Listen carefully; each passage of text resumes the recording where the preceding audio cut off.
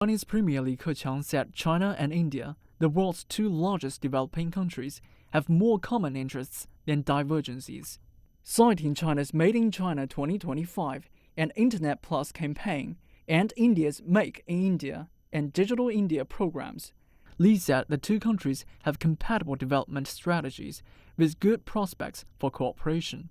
Li proposed more cooperation in trade and investment, infrastructure construction and financial services, and broader people-to-people exchanges.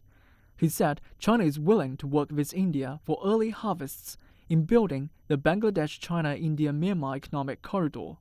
Modi said India is willing to deepen cooperation with China in trade and the economy, science and technology, and people-to-people exchanges, in order to strengthen bilateral cooperation and promote Asian and global economic growth.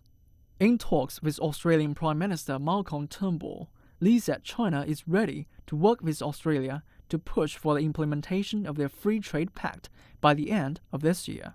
Li said China welcomes more Australian firms to invest and start business in China, hoping to see more cooperation on energy, infrastructure, equipment manufacturing, and ocean development. Turnbull said the free trade agreement is an important step forward in bilateral ties and bringing tangible benefits to the two peoples. He said his country wants to promote cooperation with China in politics, economy, defense, and urban construction.